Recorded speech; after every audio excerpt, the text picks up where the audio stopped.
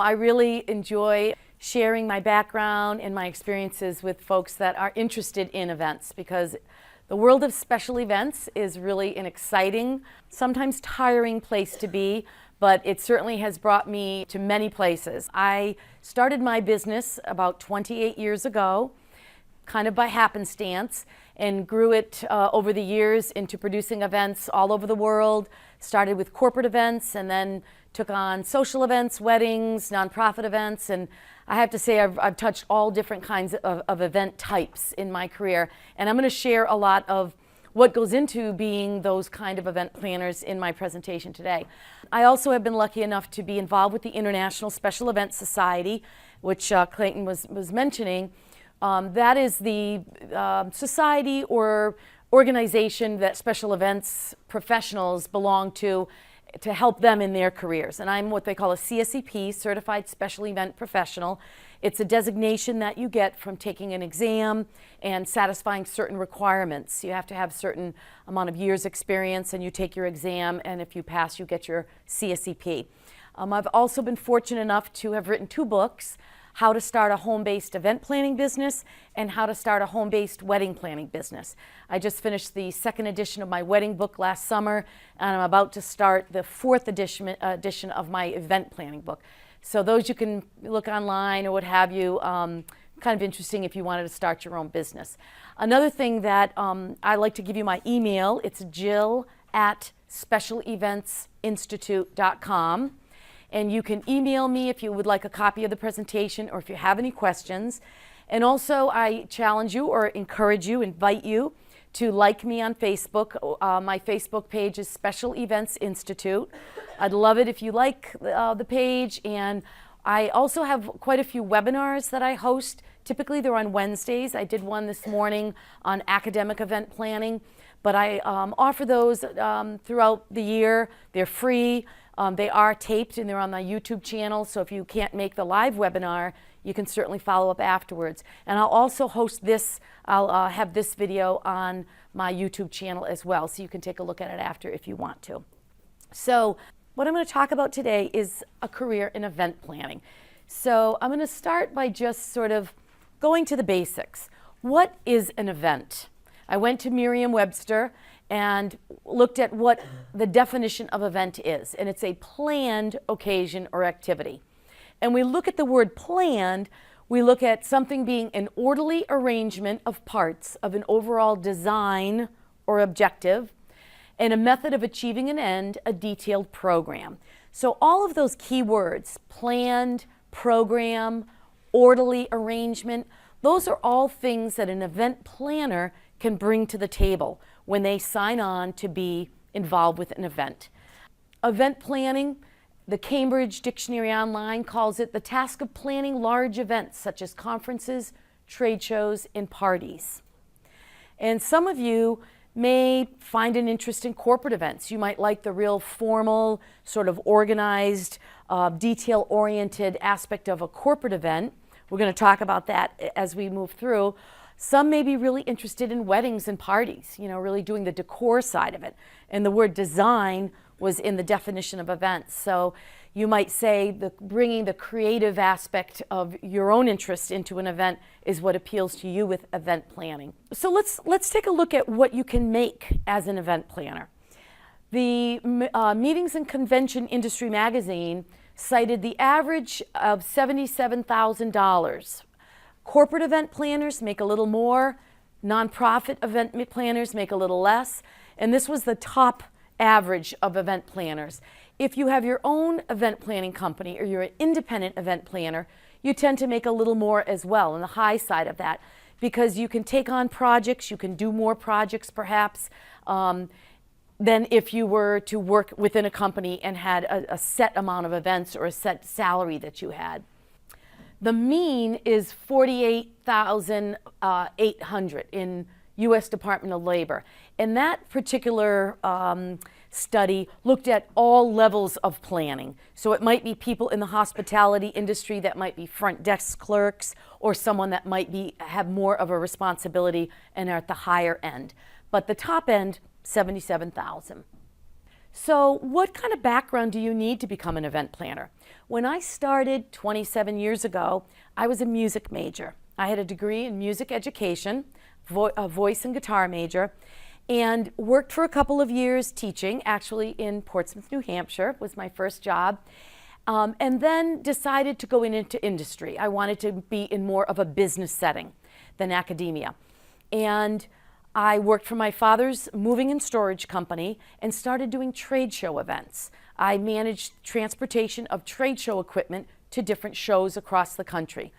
And by happenstance, one of my clients asked if I would help them with an event that they were going to hold at a trade show.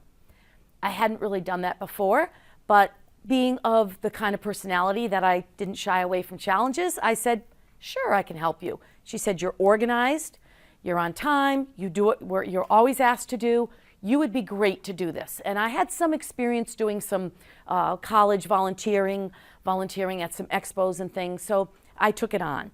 And the woman was supposed to actually come and finish up this particular event. It was in New Orleans. It was for 400 international delegates that were going to this trade show. She was going on maternity leave. That's why she asked me to help her. She went on maternity leave and never came back. So that was my first year of an event that I did for 12 years. And it was really wonderful. I traveled all across the country, and I took this on as my very first event planning job. I produced events in LA, Chicago, Atlanta. And at the time, there wasn't really even, computers were just sort of starting. There was no internet. I would look up in the yellow pages and find people that I could call on to give me leads for who to call for entertainment, who to call for food, catering, and I would figure out what needed to be done for these events all over the country. So through the years, I found organizations like the International Special Events Society that has annual conferences, and I attend those annual conferences. I found out about the certification, the CSEP, and I got my CSEP. Also, for those, most people in the events industry now do have a bachelor's degree. It might be in hospitality, communications, marketing, something that has to do with producing events or working with people or marketing things. Also, many of them who have undergraduate degree that's not event specific might get a certificate in event planning. About 5 years ago, I decided to launch the Special Events Institute, which offers a 5-course certificate program. And I have students from all over the world that take this one-year program in addition to their undergraduate to just get more event-related education. You might also get a certification, as I mentioned, the CSEP or the CMP, which is offered through Meeting Professionals International, MPI. And then, of course, there's work-related experience. There's nothing that beats taking what you've learned from books and bringing it into action. Volunteering, working with an event planner, or even working with a company that's doing an event, even a nonprofit such as a race, like a walk or a race or a golf outing. All great ways to see events come to life and be able to see how you can play a small role in it and gain experience. So opportunities for event planners. The Occupational Outlook Handbook from the U.S. Department of Labor projected growth of 44%. The norm is 14%. That's the average. But for the event and hospitality industry, 44%. So it's an area that really has a lot of potential in it in many different aspects. And within the events industry, it could be within companies, agencies, even a marketing department, nonprofits, as an independent planner, owning your own business, or just freelancing for different companies. You might even work at a venue or a club doing strictly events within that capacity. And you also, if you ever aspire to own your own business, opening up your own event planning business. So there's lots of different ways that the role of an event planner comes to life in industry. Let's look at a day in the life of an event professional. So, many of you might think that it's all about, like, to create an event, it's all about picking the right colors or the right flowers or the right venue. But if I were really to be honest with you, a lot of an event professional's job tasks have to do with planning, preparation. A lot of time is spent behind the scenes in an office, researching, finding out venues or vendors, where you need to go for the best combination of service and quality and price. You're working within budgets. You may have to manipulate budgets and come up with what things are going to cost for an overall budget that someone gives you. You have to be on site at events. And if it's a small event, that might be just in the morning to set up. Your event attendees might arrive at 9 o'clock, but you may have to get there at 5 in the morning. Or if it's a multi-day event, you may have to get there several days in advance, set up a trade show floor, set up the break rooms, set up, make sure all of the meeting rooms are organized the way they're supposed to be and set. So there's a lot of preparation on site before, during the event, and after the event. And sometimes the before and after are as important as what's happening during the event. But of course, the attendees' experience, the guest experience, is always something that as an event planner, you're always looking out for it and you're always concerned with. It can include a lot of travel. And if it does include travel, say you're a corporate planner or you're an academic planner and you have to do donor events in different cities, or as a corporate planner, you're doing incentive events for salespeople, it might mean that you have to figure out who's going to take care of your dog at home, or if you have someone that you live with, that a family, say perhaps, as time goes on, how are you going to manage taking care of your plants, your dog, your family, if you're traveling a week at a time, once a month. You have to take a week out of every month to travel. So finding the right fit for the kind of an event that you want to be, or event planner, is really important. When you're young and just starting out, I know myself, it was great to be traveling. The first events that I ever did were in cities all over the country, and it was actually a really nice break to go out, do a site inspection, preview the area, see what it had to offer, stay in a nice hotel, eat out. It was very relaxing. And then when the event came, producing the event was stressful at some times, but it was also really exhilarating and exciting as well. And it gave me a chance to sort of do this on my own without the combines of, my family or other responsibility that I had in my life. It can involve a lot of variables, working weekends, social events and weddings. You're definitely working weekends. Corporate events, maybe not, but you might have travel. It might also involve working with different departments within the company that you work for if you're doing corporate events or nonprofits. You may have boards that you work with. You may have marketing departments, human resource departments. So there may be hierarchies of folks that you have to work with and learn to get along with. If you're doing social events, you might hear the term party planner.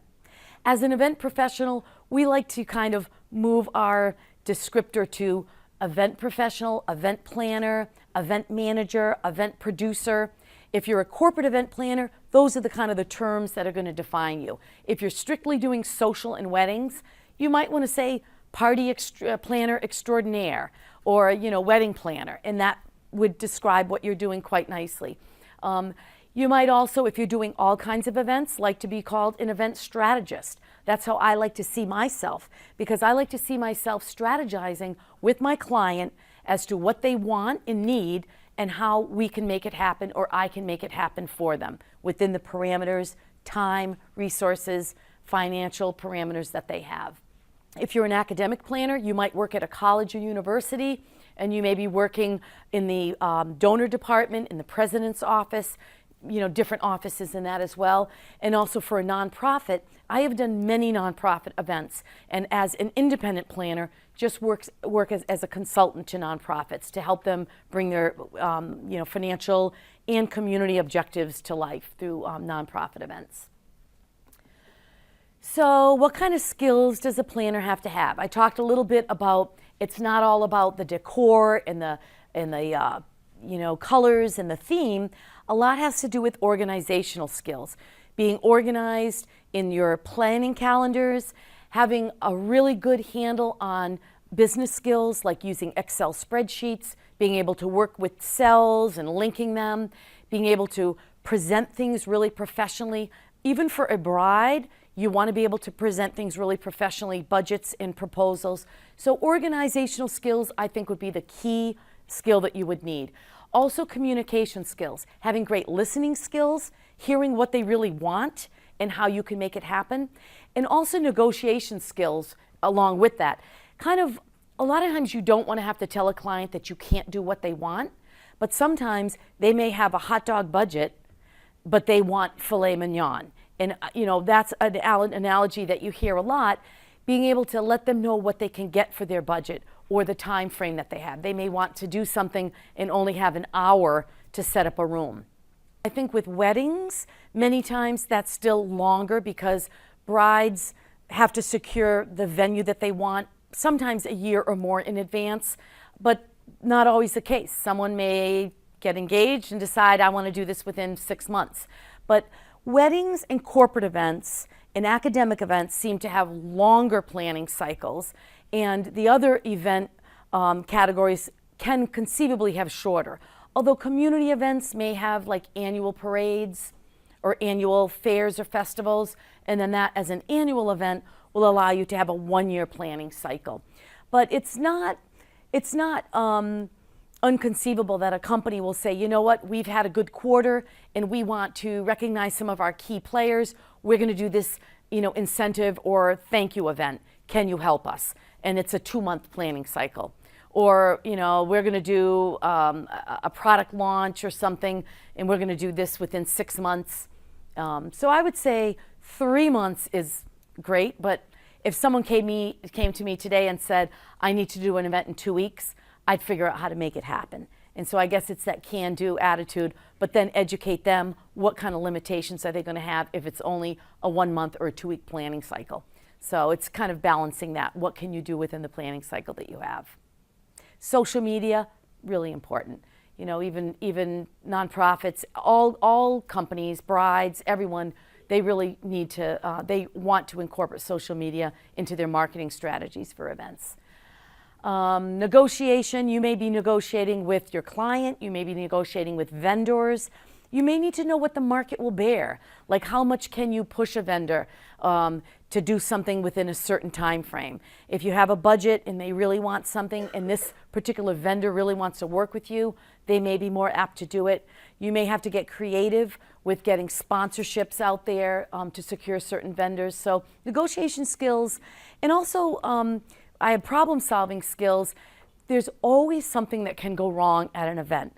The guests may not know it, but you as a planner need to plan for that. So figure out, what do I need to do if this happens, and have a really good risk plan or a plan A, B, and C in place just in case something happens. So problem solving is really key. You cannot say, oh, it's raining, sorry, we can't do it now.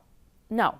You can't say, oh, the flowers didn't arrive, or the caterer's truck broke down, or the keynote speaker isn't going to be here. No, you have to figure it out. You have to have problem-solving skills. I had one event, the event that I have coming up in November. The night before, our award presenter called me. She was a very high-end, high-profile radio, television person in Boston. She called and said, "I just have been assigned a news story in Detroit. I have to leave tonight. I cannot be there tomorrow." So I had to find someone to do the award presentation the next day. The hardest part is telling your client, guess what? This person is not going to be there, but don't worry, I have a plan. I've got this person lined up to fill in. So it's always good when you have to go to that bride or that client or that CEO, have a plan B and think about it beforehand. So problem solving, and also working with people, that communication, interpersonal skills, being really able to incite people to get behind you and agree with you and do things for you, not just because you say so or that you're the expert, but because they believe in you and they want to. So having really good interpersonal skills is important as an event professional. So let's look at corporate events. For corporate events, you're dealing with sort of I'm not going to say a more professional client or a more professional boss, but you might be working with a president, the CEO, the marketing department, the HR department. You might be doing meetings, conferences, expos, award dinners. There may be a certain amount of fun and decor and creativity involved, but there might be a lot more execution involved in corporate events. Trade shows are something like pipe and drape, setting up backdrops, tables. It's a little bit more of an industrial side of corporate events, but all of these might be things as a corporate event planner that you would be asked to do. It can vary. It varies on the size of the company and what kinds of events they want to do. If the administrative assistant has been used to doing the events for the president, and then all of a sudden, say it's the 75th anniversary of that particular company, that may be like, I would not know what to do, overwhelming. Then they call in a professional to come in for like a specific event. The marketing department may already handle the trade shows, so you may be called in just to do a specific part. But if you're an internal planner, then that's when you may be called to do all kinds of events, for a company. And it depends on the size, and you may just only do meetings and conferences if it's a very large company, a large pharmaceutical. If it's a medium-sized company, you may do the Christmas party, the anniversary event, and a meeting or an incentive event for employees. For social events, they're the more, I would say, the softer events, in that the clients tend to be maybe not as professional. They may not understand what things cost. They may see Pinterest, have all kinds of ideas about doing their event, but then when they realize that it's going to cost what it's going to cost to get the look they want, there may be a lot more educating that you have to do with a social client. But these are weddings, parties, milestones events like anniversaries, celebrations, even kid events. So there's lots of different kinds of social events.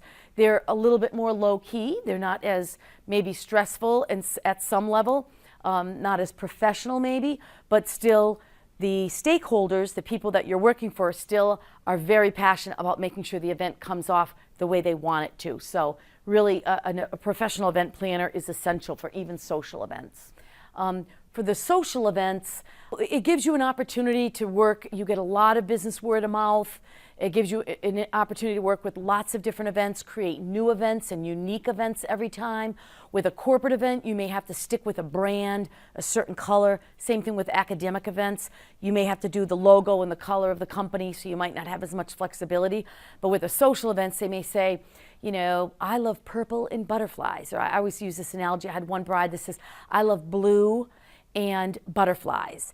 And I'm like, okay, anything else? Nope, I don't care anything about the food. I just love my dogs too, so I'd like them there, but see what you can do. So it gives you a chance to be very creative with how you interpret that, and along the way, showing them storyboards and creative boards and ideas, samples, and then they're like, oh, I never thought of that. Okay, I like that.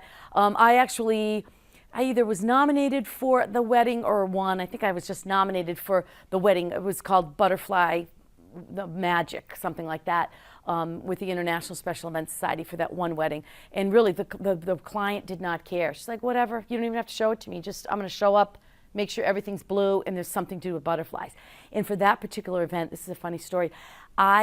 One thing that I'm deathly afraid of are moths. Like, give me a snake, give me a spider, a mouse, I'm all set. But a moth, I freak out.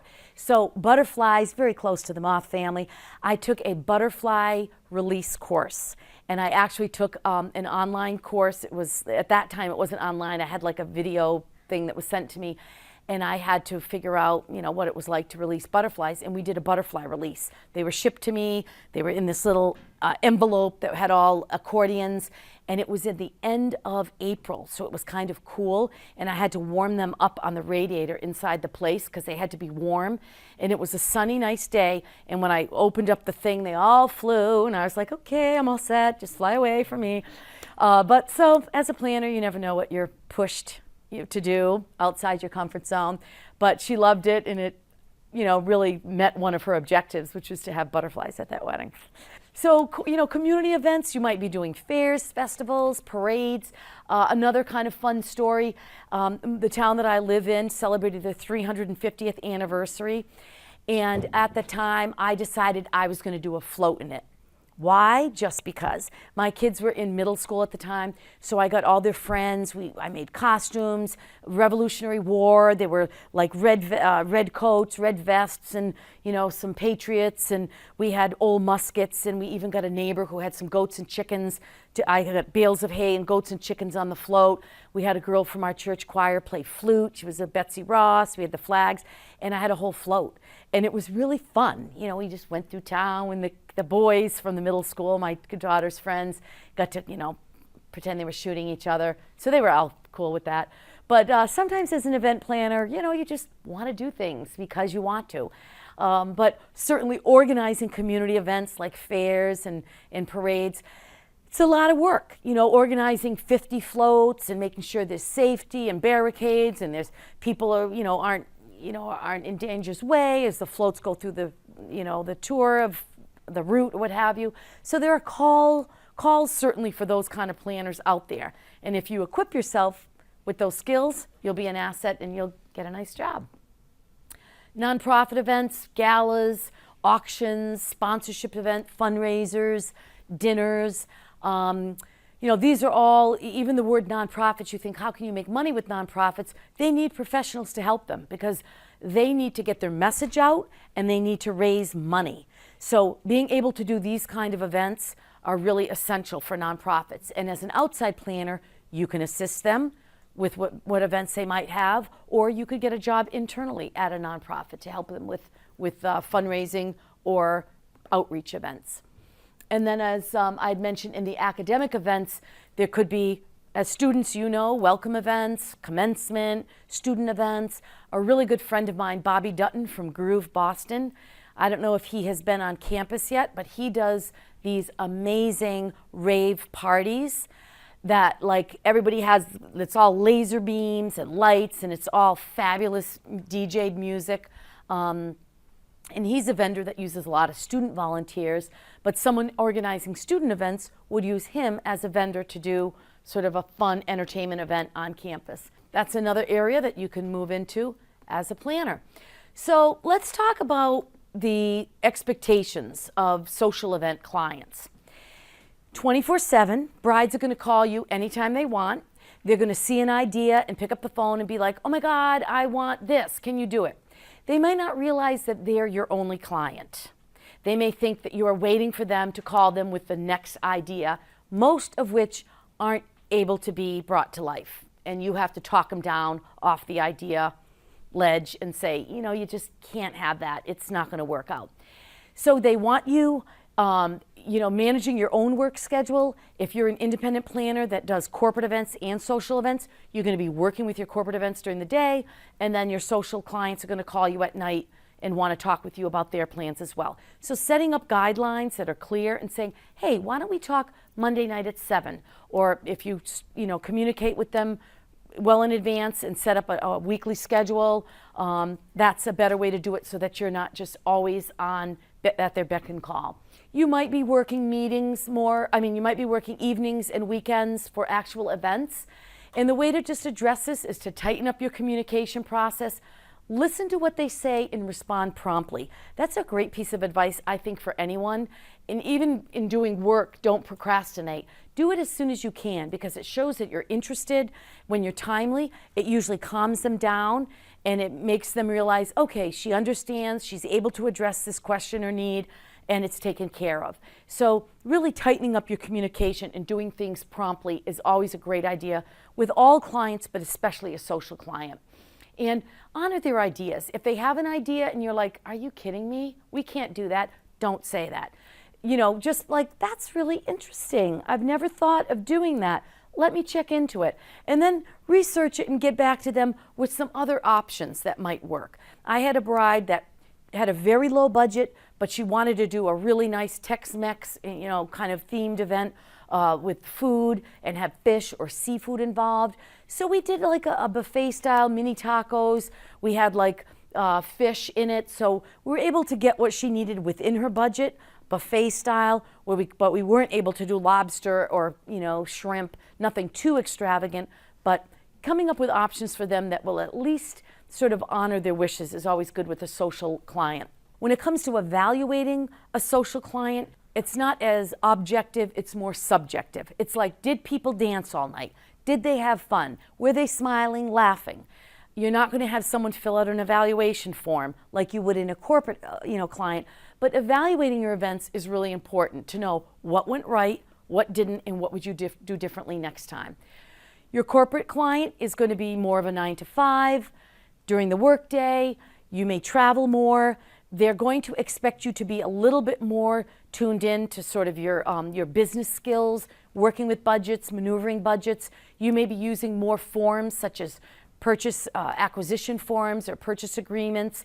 You may be having to provide more choices with, like if you do vendor research, you may have to give several options and do a spreadsheet showing what an AV cost is going to be from 3 or 4 different AV clients. So you're going to really have to get a more skilled technique with budgeting and working with budgets and evaluative techniques with a corporate client.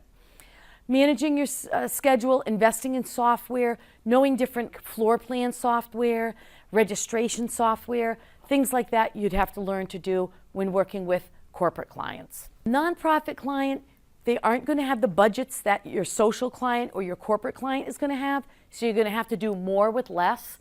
You're probably going to have larger scale events and not as much staff. You're going to have to use volunteers, be able to work with them, make them as professional as they can be, more training of your own skills passed down to volunteers, and use sponsors to offset some of the costs that you might not have in a nonprofit budget. Sometimes they will ask the event planner to sort of leverage their relationships with vendors to either pass on the own discounts that they might be getting, or to come up with auction items for auctions, and that might be part of what your agreement is going to be, to either get auction items or get sponsors or get sponsorship dollars or get discounted vendor services on behalf of them for the nonprofit. A lot of times they may have a development office, they're already getting sponsors through their board contacts, but it could be something you have to do. So selling skills, really be able to pitch a story and convince people that it's worth donating to your cause or your client's cause. I do an annual event for an art gallery, and I go around and get donations from all of our area restaurants. And they're always happy to donate. We do kind of like a taste of the town food presentation, but it's always good to send the thank you note, frequent their restaurants if you can. So, if you have good relationships with certain people, you might be able to be more apt to get sponsorship dollars or sponsorship services. In academic events, I talked a little bit, they too are going to have lower budgets, and they may not have the staff to support you as a planner. You may have to be also managing lots of different internal clients, from the president's office to the student development office, and you may have to do some traveling with academic event planning if you get into that. You'd have to be a good negotiator, getting more for your dollar, not only with your vendors, but also convincing your client or your president's office or whoever you may be doing the event for that they need to be doing something differently because of cost or safety features. And you also have to keep really this and community events safety in mind at all times, because you're dealing with larger crowds, you may be dealing with alcohol, and it's always important to have risk noted when you're dealing with academic events. I told you a little bit about how I got started in events. I do all kinds of events. I started with more corporate events, but then went into weddings, social events, nonprofit. So now I do all kinds of events, and then also my educational program just to help others strengthen their skills as event planners. So now I'm going to show you a little bit about some of the events that I've done. So this is a look at one of the events that I did for a nonprofit, Family Service of Greater Boston. And this event started as a 175th anniversary of the agency. And it was at the Cyclorama, which is a wide open space, no decor, just wide open. So we brought in everything. We brought in lighting, seating, tables. The first year there were rounds. The 4 colors of the agency, and I'm going to show you a little bit about how our logos, they were green, yellow, red, and purple. So we used those colors throughout. And the event went for 4 years, so each year we had to mix it up and do it a little bit differently. So that was fun. It was a challenge, but it was also fun. So there was a celebrity singer. The mayor was there, Mayor Menino, and we had this singer. I flew him up from New York. He was a Broadway singer, and we created this really special jingle that honored the mayor with just words to honor him. It was based on the song "The Lady Is a Tramp," a Frank Sinatra song, and we made it "The Mayor is a Champ." And we sang, these special lyrics that sort of honored him for all the nice things he did for Family Service of Greater Boston. So there was a food component. This was where I did leverage my relationships in the industry. I connected with the International Special Events Society, the New England chapter, and we did a benefit. They donated the services, and a portion of the funds that were donated were brought back to the chapter to use for educational scholarship within the chapter. So the agency donated some money back that they made during the event, but we got lots of services from International Special Events Society members that donated during the course of the evening. The next year, we changed up the decor. This was in 2011. We did this really great thing called Design and Shine. And we reached out to area florists and had them donate just one centerpiece made in the 4 colors of the agency. So we got 40 florists, because we had 40 tables. We actually got more because we had some high boys or high top tables as well. And each florist donated one centerpiece, and we showcased them as a sponsor. It didn't cost them that much because it was just one, rather than asking one florist to donate 40 centerpieces. And you know, they get to do something nice. They put their little card in the goodie bag, and we mentioned them as a donor. And we got so many fabulous, different, unusual designs, all different, and the guests got to take them home at the end of the night. The next year, we decided we were going to do more with lighting and decor.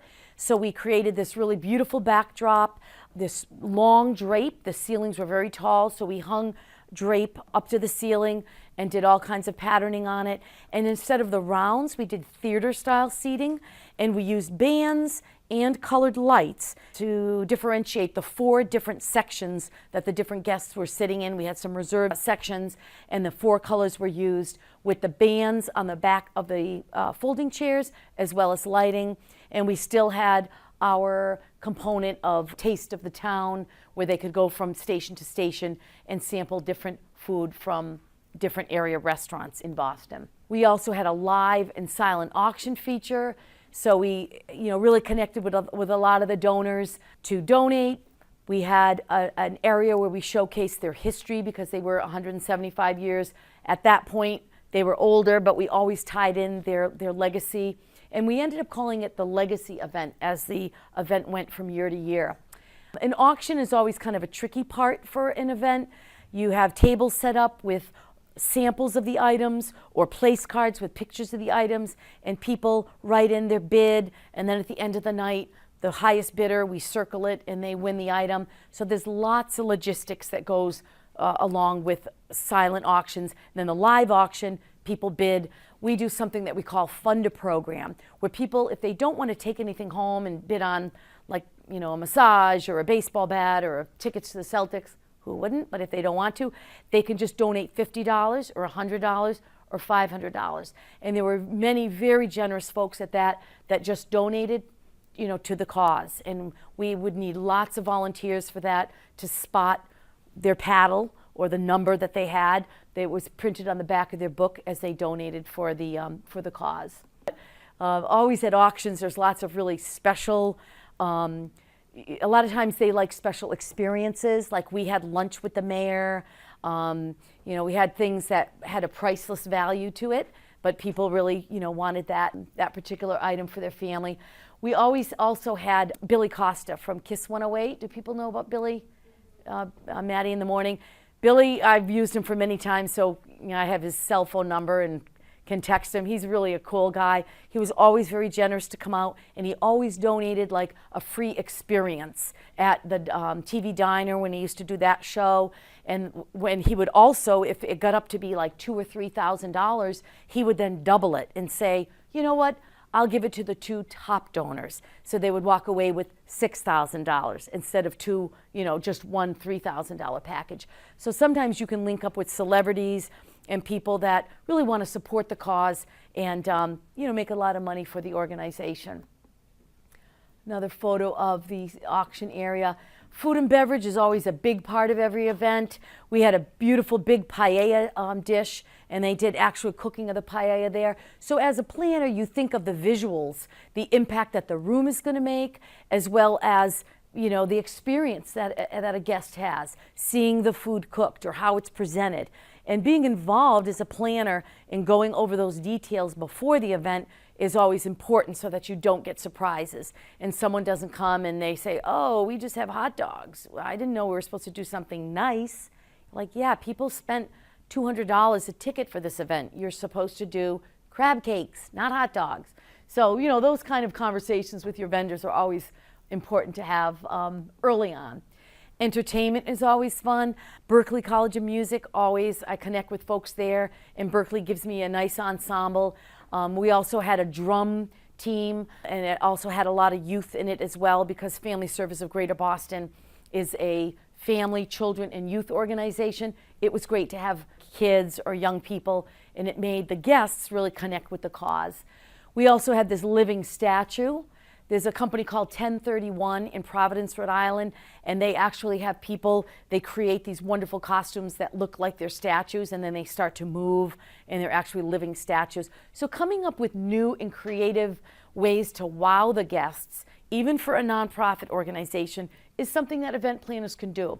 And I do it by going to conferences, expos, just exposing myself to other colleagues that say, hey, did you see this? Or, you know, there's an expo in New York. You got to go check it out.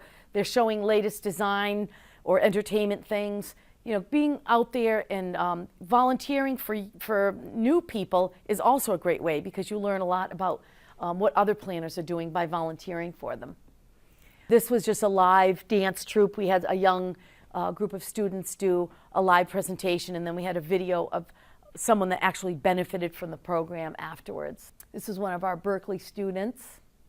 And then having fun activities at events, like photo booths. A lot of times at weddings and social events, nonprofit events, photo booths are huge. It's really fun. I just went to a wedding this weekend and got like a little film strip, 4 different poses with like hats and, you know, crazy costumes. People like that. So coming up with ideas to, you know, entertain your guests throughout the evening is always fun. Step and Repeat is a backdrop that has the logo or the some sort of imagery. It could be the sponsor's logo or names, and guests come in front of it and have their picture taken, and that's a takeaway that they have at an event. That's something else that's really fun to do at an event. Social events, really fun. You know, taking a blank space and adding what a client or a bride wants. Checkered floor. This was a vintage style kind of wedding that a bride wanted.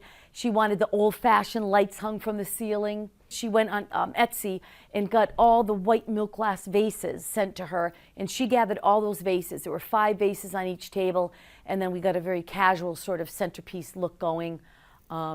She was a very creative bride, so she wanted to be involved a lot. Brides sometimes want really elegant events. This was very high-end, tented at a home in Marblehead. They had the wedding in one tent.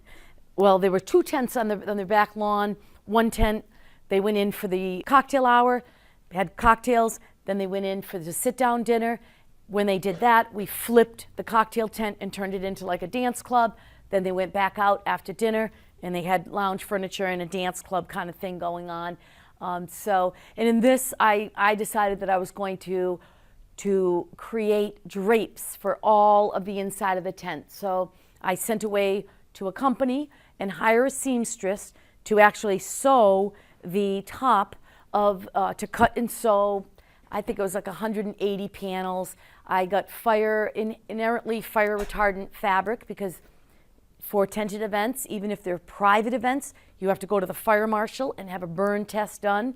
They burn a piece of the sample fabric to make sure that nothing would happen. And when I went to get my inspection on this particular event, the fire marshal had told me that earlier that month, I think it was that month, that a very high profile, he was a CEO of a financial company, had his daughter's wedding nearby and flew in a California planner, and they had set everything up, big tent, everything set up, and the fire marshal stopped in because they hadn't gone to do their burn test, and it was not fire retardant, and they had to take, this was like a day or 2 days before the event, had to take everything down, send away for new stuff, and put everything back up again. So, you know, knowing as a professional planner what needs to be done and taking the right steps, critical.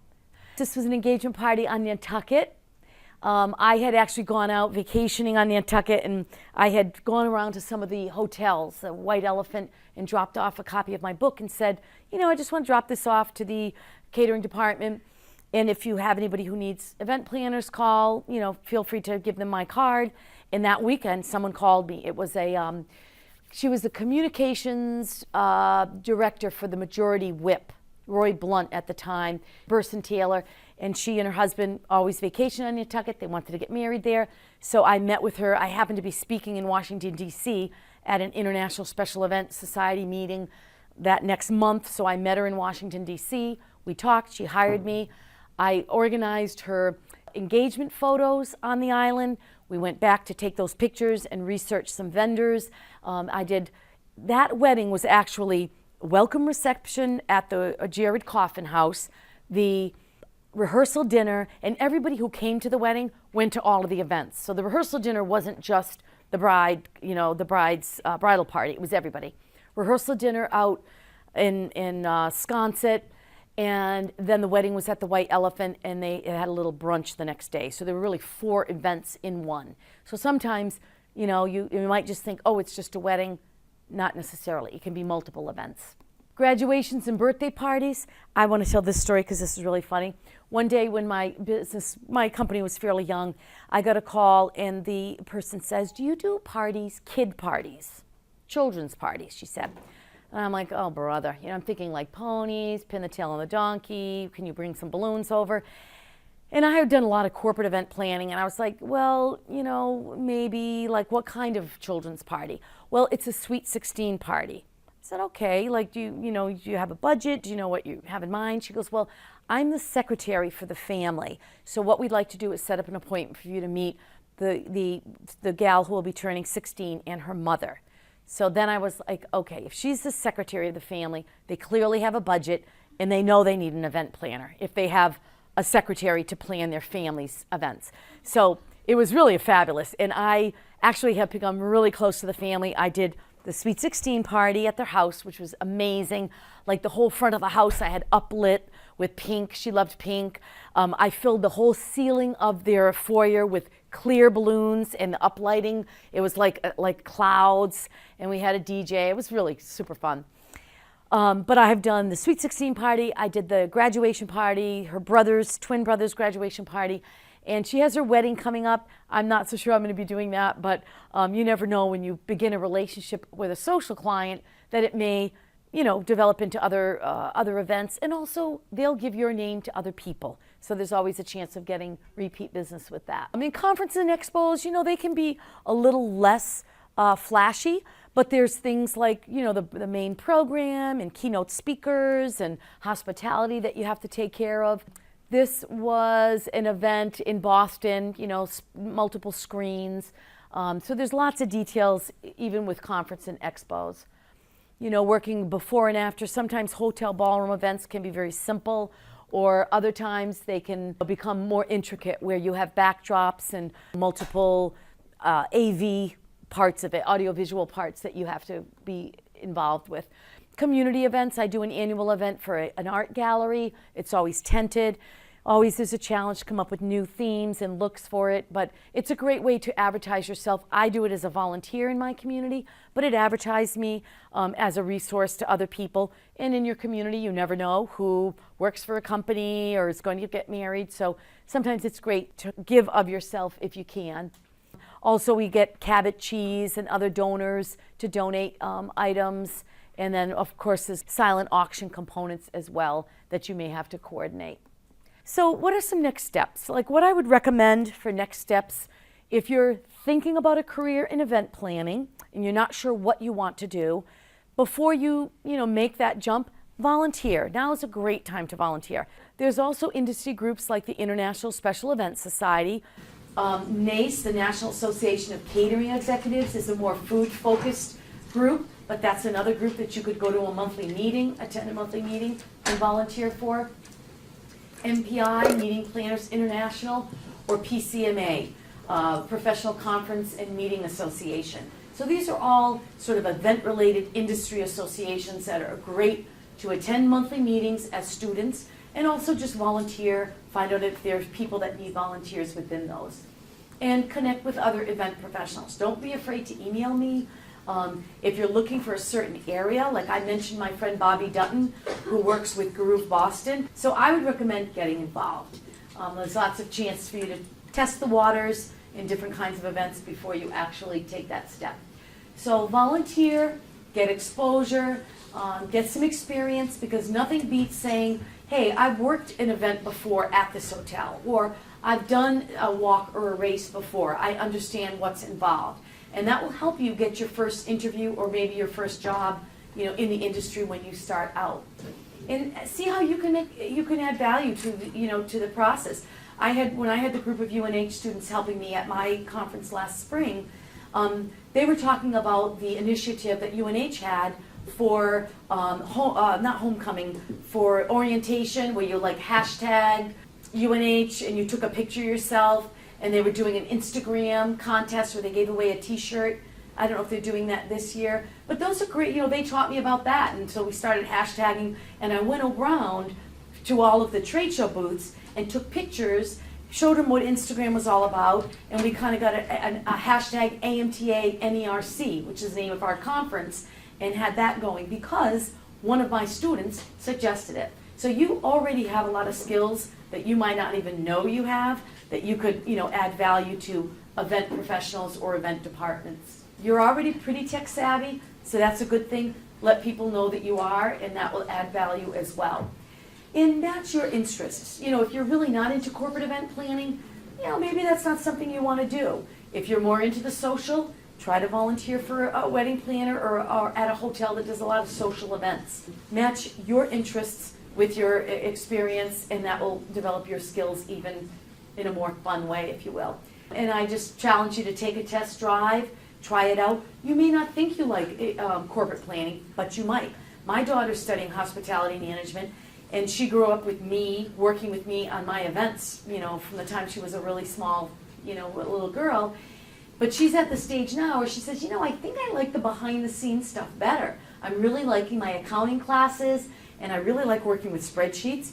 I think I want to maybe go into human resources at a hotel and see what it's like to kind of be the behind the scenes person. So you might not think you like a certain part of events, but if you try it out, you may be pleasantly surprised. So that's my advice for you. I just would welcome you to email me either at Special Events Institute or events@jsmoran.com. Either of those work. I'm still really active doing events, and I welcome you as volunteers if you would like. And I also welcome you to join Special Events Institute, join our Facebook page, and check it out. I also tweet on Events Institute, and I also have an Instagram, Events Institute Instagram account, and also on Pinterest as well, Special Event Institute. So you can sort of connect with me. I do offer those live webinars that can kind of give you an exposure to different kind of event planners in the months to come as you decide really what you want to do with an event in career in events, if that's what you want to do. And that's what I would also recommend, no matter what you do, is to really have a life balance, to make sure you take care of your health, take care of your relationships with friends and family, and try not to burn it at both ends, because ultimately, if you give yourself, like right now, I take a walk every day. I have 2 dogs, and I walk every day for 45 minutes, and I think and I relax. I don't listen to music. I just listen to the world around me and enjoy the changing colors of leaves and the sound of the pond and that. And I think you need to do that. You need to reinvigorate yourself by taking a break. And even if you're doing studies, take a break. Just relax. Give your mind a chance to relax a little bit, and you'll be better off when you redo it. So I've been lucky. I've traveled the world. I've been able to write 2 books. I did a little segment on TV. And right now I feel like I'm so lucky to be able to impact other people's lives by helping them maybe not make the mistakes I made and learn a little bit more before they launch their careers. What are 2 books called again? It is How to Start a Home-Based Event Planning Business and How to Start a Home-Based Wedding Planning Business. And you can get them on Amazon. If you go onto Special Events Institute, that website, and you go onto the More tab, There's a link to my bookstore, and you can get them through Amazon at a pretty good price on Amazon from that link.